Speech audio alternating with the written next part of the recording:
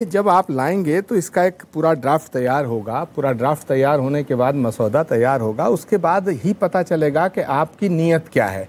फिलहाल मुझे जो लग रहा है वो आपकी नीयत में खोट लग रहा है। अगर देश के हित के अंदर, देश के हित में, बिल्कुल हम चाहते हैं कि देश में एक संविधान, एक कानून लागू होना चाहिए, सब लोग एक समान होने चाहिए, लेकिन वो आप करेंगे कैसे? मुझे लगता है कि आप यूनिफॉर्म सिविल कोड के बहाने 2024 का एक निशाना साधना चाहते हैं। और आप जानते हैं अच्छी तरह कि जैसे ही आप यूनिफॉर्म सिविल कोड की बात करेंगे तो विपक्षी नेता, विपक्षी दल इसका समर्थन करेंगे, कुछ इसका विरोध करेंगे। जो इसका विरोध करेंगे, लेकिन जेडीयू और आम आदमी पार्टी दोनों पक्ष में है। क्या आपको लगता नहीं है कि आप कुछ मिस कर रहे हैं? अरे भाई, जेडीयू का फैसला जेडीयू करेगा, आम आदमी पार्टी का फैसला आम आदमी पार्टी वाले करेंगे, कांग्रेस पार्टी, इसका कोई जरूरी थोड़ा ही है। सूतना कपास जुलाई से लट्ठम लट्ठा। अभी बिल लाए नहीं हो, मसौदा तैयार नहीं किया है और हमारी लड़ाई शुरू करा दी अमित जी आपने, बॉल उछाल दी। लेकिन सवाल इस बात का है, मैं बताना चाहता हूं, सवाल इस बात का है कि भारत मैंने शुरू कराई। आपका प्रवक्ता कहता है कि उनके मुख्यमंत्री के बारे में एक शराब घोटाले में है, दूसरे को वो शराबी शब्द से नवाज देता है। लड़ाई मैंने शुरू कराई। आपके नेता कहते हैं कि ये अगर गठबंधन में आते नहीं है तो हमें फर्क नहीं पड़ता, लड़ाई मैंने शुरू करवाई। आप बताइए, कमाल की बात है। एक सीधे साधे शरीफ आदमी को बोलने नहीं दे रहे हैं आप। सुधांशु जी भी हमला कर रहे हैं, आम आदमी पार्टी भी हमला कर रही है और आप भी मुझ पर हमला कर रहे हैं। एक बेचारे अनुराग भदौरिया जो मेरे बीच में नहीं बोल रहे हैं। ये सबसे सीधी पार्टी वाले हैं। देखिए जुगलबंदी शुरू हो रही है। मुझे पूरा करने दीजिए। अरे मैंने तो आपको पूरा मौका पूरा करने दीजिए। जी जी जी। देखिए, देश के हित के अंदर, देश के हित में अगर बीजेपी या इनकी सरकार कोई ऐसा कानून लाती है जो देश के लिए बड़ा जरूरी है तो बिल्कुल हम उसका समर्थन करेंगे। लेकिन ये पता कैसे चलेगा? ये पता तब चलेगा जब ये बताएंगे कि इस यूनिफॉर्म सिविल कोड में क्या घटा रहे हैं और क्या बढ़ा रहे हैं, क्या तोड़ रहे हैं, क्या जोड़ रहे हैं। क्योंकि भारत विविधताओं का देश है, तो इनको स्पष्ट करना पड़ेगा। इसकी जिम्मेदारी किसकी है? जी मेरी तो है नहीं, इनकी है। तो अगर ये बताएं कि हम ये तोड़ रहे हैं और ये जोड़ रहे हैं। खबर ये आ रही है कि उद्धव ठाकरे भी साथ इनके खड़े हो रहे हैं। अरे भाई, उद्धव ठाकरे साथ खड़े हो रहे हैं, हम कहां इनके दुश्मन हैं? देखिए, लॉ कमीशन ने सबसे सुझाव मांगे और इस मामले में लॉ कमीशन ने बहुत ओपननेस दिखाई है कि सिर्फ सांसदों से नहीं, सिर्फ पॉलिटिकल पार्टी से नहीं, कोई भी आम व्यक्ति, चाहे धार्मिक नेता हो, धर्मगुरु हो या आम व्यक्ति हो, वो अपना सुझाव दे सकता है 14 जुलाई तक। और उसके आने के बाद एक ड्राफ्ट लॉ कमीशन तैयार करेगा, फिर वो ड्राफ्ट सरकार के पास आएगा, फिर वो पार्लियामेंट में आएगा, जो प्रक्रिया होगी। मगर जो लोग आज इतना कहते हैं, मुझे बताओ, मैं पूछना चाहता हूं, आचार्य जी बताएं कि जब नेहरू जी हिंदू कोड बिल लाए थे कितने लोगों से सलाह मशविरा किया था? बताइए डिटेल में ना। नहीं, डिटेल में बताइए ना। सीरियस डिबेट है, बताइए। मैं पूछना चाहता हूं फ्लोर ऑफ द हाउस पे डिटेल में बताइए कि उस जमाने में कितनों से कंसल्ट किया था, कितने धर्मगुरुओं से कंसल्ट किया था, कितनों की रिपोर्ट है कि बस नेहरू जी उठे, धड़ाक से कर दिया, वो अंबेडकर जी को बाहर कर दिया और लागू कर दिया। सारे हिंदू कमेटीज बनी थी और उनसे 16 साल लगे थे। अच्छा, आचार्य प्रमोद किस्म सक्षम है अपनी बात का जवाब देने। सुधांशु जी का बड़ा अच्छा सवाल है कि नेहरू जी ने किससे कंसल्ट किया था। अरे भाई, जब नोटबंदी की थी तो मोदी जी ने किससे कंसल्ट किया था?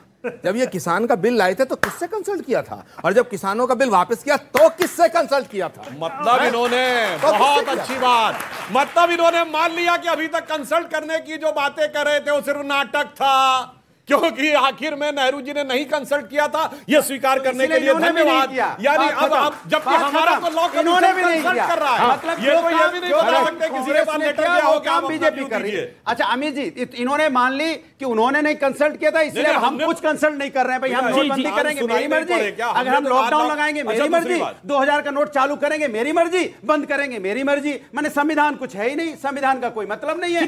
संविधान में तो बात होगी ना। आपका सवाल है स्वामी जी, मैं एक चीज पूछता हूँ, ये जो यूजीसी हो रहा शुरू, यूसीसी, ये देश हित के लिए है। नेहरू जी ने जो किया था वो देश हित में नहीं था। जी, सवाल जवाब। बिल्कुल, नेहरू जी पे मुकदमा चलाया जाए। आप उसके वो है नहीं, सारे देश की समस्याओं का जो जड़ है वो नेहरू जी तो है ही, और सारे बिल्कुल है। बहुत अच्छी बात। और कुछ कहना है? वो तंज के और कुछ कहना है? सुधांशु जी यही काम कराएंगे देश के पहले प्रधानमंत्री को। सुनिए, मैं आपको याद दिलाता हूं। पर सुधांशु जी, हर चीज नेहरू जी पे कहते हैं। अब मैं जवाब दे रहा हूं। अरे अनुराग भाई, आप तो शांत रहिए, हर सवाल में जवाब नहीं दे रहे। अब मैं नेहरू जी की जुबानी उन्होंने यूसीसी के लिए क्या बोला मैं कोट कर रहा हूं। फरमाइए। एक हंगरी के पत्रकार जिनका नाम है टिबोर मोंडे, उनको 1956 में नेहरू जी ने इंटरव्यू दिया, बहुत विस्तार से 3 घंटे का इंटरव्यू, जिसपे उस हंगरी के पत्रकार ने किताब लिखी, Nehru's view India in the world.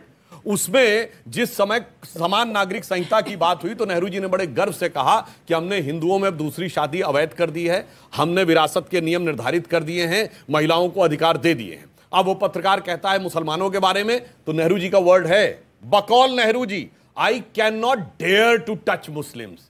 मेरी हिम्मत नहीं है, मेरी हैसियत नहीं है कि हम मुसलमानों को छू सकें, क्योंकि उनकी अपनी सोच है, अपनी धार्मिक भावना, उनको उनके हिसाब से चलना चाहिए। इसका अर्थ हो गया वो डेयर, हैसियत नहीं वाली बात उस जमाने में भी थी। और उसके बाद वो याद करिए, आरिफ मोहम्मद खान साहब ने बताया था कि राजीव गांधी सरकार के समय में जब उन्होंने शाहबानो केस के ऊपर इस्तीफा दिया तो राजीव गांधी सरकार के एक मंत्री ने उनसे कहा कि तुम क्यों इसके खिलाफ खड़े हो, तो आरिफ साहब ने कहा क्योंकि ये मुसलमानों को गर्त में ले जाने वाला काम हो रहा है।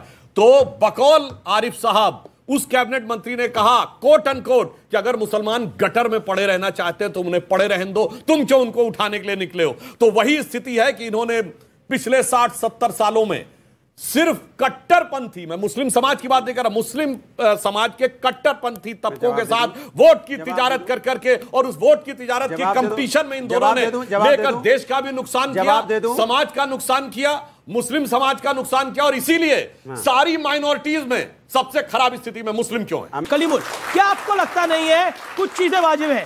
सिखों को दिक्कत नहीं है, बौद्धों को दिक्कत नहीं है, जैनों को दिक्कत नहीं है, इसके अलावा ईसाइयों को दिक्कत नहीं है।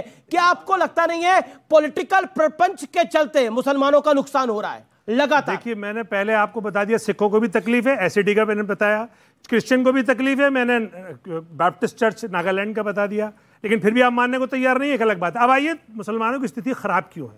ये बिल्कुल सही कह रहे हैं कि मुसलमानों की स्थिति खराब है, लेकिन उस खराब से भी खराबतर कर दी मोदी सरकार ने, जब उनका हिस्से में सिर्फ 5,000 करोड़ का बजट था, जो 0.1% भी नहीं है, वो सिर्फ 30-40% कम करके 3,000 कर दिया। 1,78,000 बच्चे इस साल हायर एजुकेशन में मुस्लिम्स कम एनरोल हुए हैं। सारी कम्युनिटीज का जो एनरोलमेंट है वो ऊपर बढ़ा है, लेकिन मुसलमानों का 8% नीचे गया है। ये सब भाजपा की मुस्लिम विरोधी नीतियों का नतीजा है। अब आखिरी उस ताबूत में कील ठोकना चाहते हैं यूसीसी के बहाने से कि उनकी कल्चरल, उनकी जो शिनाख्त है, उनकी पहचान है, उसे भी खत्म करना चाहती है बीजेपी। आपको लगता है कि जो आपको अधिकार है वो मुसलमान महिलाओं को भी अधिकार हो? बिल्कुल है। अगर मुसलमान मर्दों को 3 शादियों का, 4 शादियों का अधिकार है तो मुस्लिम औरतों को भी मिल जाना चाहिए। देखिए, आप करिए फैसला इस बात पे। देखिए, नेशनल हेल्थ, सुनिए आप, मैं आपके थ्रू देश को बताना चाहता हूं, नेशनल हेल्थ फैमिली सर्वे 2019 से 21, ये भारत सरकार का सर्वे है, वो ये बताता है कि 1 से ज्यादा जो शादियां हैं वो हिंदुओं में 2.2 हैं और मुसलमानों में 1.9 है। हो जाएगी ना, दोनों के लिए बराबर है ना, हिंदू के लिए भी बराबर, मुसलमान के लिए भी बराबर, सिख के लिए बराबर, ईसाई के लिए भी बराबर। मुसलमान को टारगेट नहीं करना चाहिए ना, तो टारगेट कैसे हो रहा है मुसलमान बताइए ना? क्या ये फैसला हिंदुओं पे लागू नहीं होगा? करिए ना। क्या ये फैसला, क्या ये कलीमुल हाफिज पे लागू होगा और अनुराग भदौरिया पे नहीं होगा और प्रियंका कक्कड़ पे लागू नहीं होगा? अब आइए, अरे भाई सुनिए, तो हिंदुओं में दूसरी शादी इलीगल है, 2.2 कहां से बोल दिया भाई? सर, ये नेशनल हेल्थ फैमिली सर्वे डाटा कहां से आया भाई? डाटा बोल रहा हूं, ये इलीगल डाटा कहां से आ गया मेरे भाई? ये इलीगल डाटा आया कहां से? एक्स्ट्रा मैरिटल अफेयर हिंदुओं में 2.2 है। अच्छा, एक्स्ट्रा मैरिटल अफेयर मुसलमानों में वो जायज शादी कहलाती है, हिंदुओं में एक्स्ट्रा मैरिटल अफेयर कहलाता है। अब ये एक नई परिभाषा दी, हेल्थ फैमिली सर्वे कहता है शादी कराती हूं। अच्छा, अब आइए सुनिए, एक्स्ट्रा मैरिटल अफेयर का आंकड़ा थोड़ी देर के अंदर अभी आप सुनिए, ये एक्स्ट्रा मैरिटल अफेयर का आंकड़ा हो गया। ये किसने सर्वे करके बताया? कौन बता रहा है कि उसका एक्स्ट्रा मैरिटल? ये आपने नेशनल हेल्थ सर्वे मैं कह रहा हूं, एक्स्ट्रा मैरिटल अफेयर बीवी का अगर बीवी का है तो उसके पति को पता नहीं है, पति का है तो उसकी बीवी को पता नहीं है। एक सेकेंड, आपके पास ये आंकड़ा कैसे आ गया सर? ये इसलिए आ गया, आपके पास कैसे आ गया? देखिए, आप पढ़े लिखे पत्रकार, अरे ये बहुत जानकारी आप नेशनल हेल्थ फैमिली सर्वे 5 देखिएगा और उसमें देखिएगा, उसमें है ये। अच्छा, हेल्थ का एक्स्ट्रा मैरिटल अफेयर क्या कनेक्शन भाई? वायर सबने रिपोर्ट किया है, आप देखिए तो प्रिंट में। अनुराग भदौरिया, एक सवाल इनसे ठीक है, 10 सेकंड। अनुराग, ओके, बोलिए आप अपनी बात। प्रियंका कक्कड़ की स्थिति के बारे में कहा, बताइए पूरे देश में सबसे ज्यादा ज़कात किस प्रांत के मुस्लिम देते हैं? गुजरात के देते हैं, सबसे बेहतर स्थिति गुजरात के मुसलमानों की है, जहां 25 साल से हमारा शासन है और जहां पर और वहां मुसलमानों की जनसंख्या है 8%, सरकारी नौकरी में है 7.5 से 8%। और वो बंगाल जहां एक दिन हमारा शासन नहीं रहा, मुसलमान है 30%, सरकारी नौकरी में 1.7%। सबसे ज्यादा खाने के लाले पड़े हुए हैं उन राज्यों में जो अपने को कहते हैं कि सेक्युलरिज्म के सबसे बड़े अलंबरदार, बिहार और बंगाल में, और जहां हमारा लंबे समय शासन ना हुआ, सबसे हो गया। लेकिन ये तो फैक्ट है, गुजरात के अंदर 8% मुसलमान, 7% से ज्यादा सरकारी नौकरी के अंदर। तो बीजेपी का शासन जहां 25 साल से, वहां तो मुसलमान बेहतर स्थिति में है।